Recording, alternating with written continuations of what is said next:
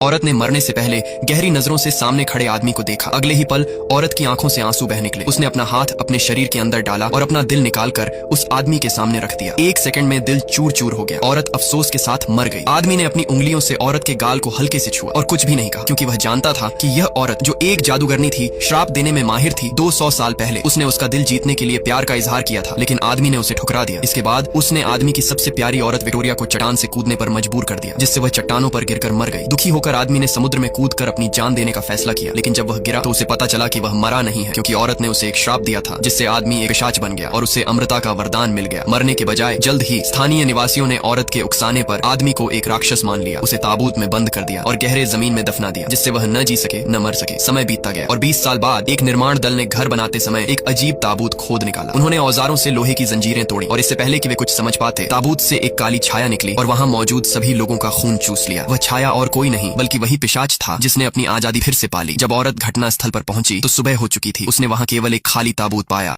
तो वहाँ पर उसे एक नौकर मिलता है। अपनी शक्तियों से बरनबास उसे वश में कर लेता है और उसे अपना गुलाम बना लेता है। वो उससे पूछता है कि क्या अब भी कॉलिनवुड में कॉलिन फैमिली के वंशज है। तब वो नौकर बताता है कि हाँ। फिर बरनबास अंदर जाता है, जहाँ पर वो एलिजाबेथ की बेटी और उसके भाई के बेटे डेविड को देखता है, जो उसके वंशज थे। वो दोनों सोचते हैं कि ये कोई ऐसा इंसान है जिसकी दिमागी हालत ठीक नहीं है। तभी बरनबास कहता है कि इस फोटो में जो इंसान है वो मैं ही हूँ, और इस फोटो को बनवाने के लिए मैं कई घंटों तक ऐसे ही खड़ा था। तभी वहाँ पर एलिजाबेथ भी आ जाती है। एलिजाबेथ उसे कोई बेरुपया समझती है। उसे लगता था कि कोई बरनबास का भेष बनाकर यहाँ पर आ गया है, लेकिन बरनबास उसे कहता है कि जल्दी ही तुम्हें मेरी सच्चाई और असलियत पर भरोसा हो जाएगा। वो एलिजाबेथ को अपने साथ नीचे तय खाने में ले जाता है, जहाँ पर कॉलिन फैमिली का खजाना था। फिर एलिजाबेथ को भी समझ में आ जाता है कि ये जो इंसान है वो कोई और नहीं बल्कि बरनबास कॉलिन्स है। वो उसे बताता है कि मैं कोई इंसान नहीं बल्कि वैम्पायर हूँ, लेकिन मैं वादा करता हूँ कि मैं कॉलिन्स फैमिली में किसी को भी नुकसान नहीं पहुँचाऊंगा। जिसके बाद रात को डिनर टेबल पर हमें दिखाया जाता है कि एलिजाबेथ बरनबास को वहाँ पर इंट्रोड्यूस करवाती है।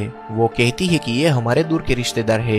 यहाँ पर बरनबास को पता चलता है कि उसका जो खानदानी फिशिंग का बिजनेस था वो पूरी तरह से बर्बाद हो गया है। फिर वहाँ पर विक्टोरिया आती है, जिसे देखकर बरनबास पूरी तरह से हैरान हो जाता है, क्योंकि उसकी शक्ल बिल्कुल जोसेट से मिलती थी। वो खड़ा होकर उसे जोसेट कहता है, लेकिन विक्टोरिया उसके पास आती है और कहती है कि मेरा नाम विक्टोरिया है। वहीं हमें दूसरी ओर एक लड़की को दिखाया जाता है, जिसका नाम एंजेलिक होता है, और ये वही विच थी जिसने आज से 200 साल पहले बरनबास को वैम्पायर बनाया था, और वो आज भी जिंदा होती है। और उसी ने ही बरनबास के शिपिंग के बिजनेस को खत्म करके अपना नया बिजनेस शुरू किया था। तभी उसे पता चलता है कि एक रात पहले किसी को कोई ताबूत मिला था, जिसके अंदर से कोई निकला और सबको मारकर वहाँ से चला गया। और जब एंजेलिक वहाँ पर जाती है तो वो समझ जाती है कि बरनबास आजाद हो चुका है, इसलिए वो कॉलिनवुड मेंशन जाती है, जहाँ पर उसकी मुलाकात बरनबास से होती है। बरनबास उसे कहता है कि तुमने मेरे पूरे के पूरे फिशिंग बिजनेस को अपने कब्जे में ले लिया। तभी एंजेलिक कहती है कि अब वो पूरा बिजनेस मेरा है, और यह कहकर वो वहाँ से चली जाती है। और अब बरनबास किसी भी तरह अपने खानदान की खोई हुई इज्जत को वापस लाना चाहता था।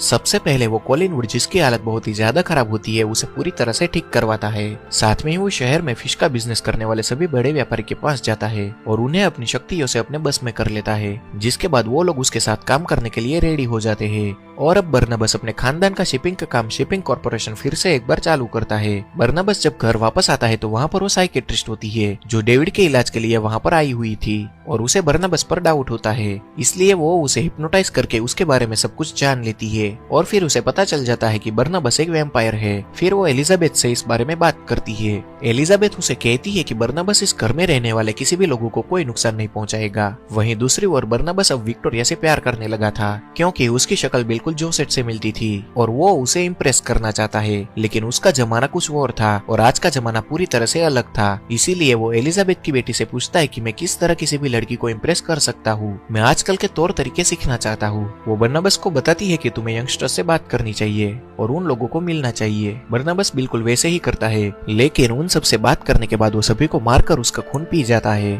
फिर जब वो घर आता है तो वो साइकेट्रिस्ट उसे कहती है कि अब मैं तैयार हूँ। असल में उसने बरनबास से वादा किया था कि उसके शरीर में जितना भी खून है वो उसे पूरी तरह से निकाल देगी और एक बार फिर से उसकी पूरी बॉडी में इंसानी खून डाल देगी, ताकि वो फिर से कभी वैम्पायर न बन पाए और वो एक आम आदमी बन जाए। वहीं दूसरी ओर बरनबास और विक्टोरिया एक दूसरे से प्यार करने लगते हैं, और उसी शाम को बरनबास एंजेलिक के घर जाता है, जो आज भी बरनबास को पसंद करती थी, लेकिन बरनबास फिर से उसके प्यार को ठुकरा देता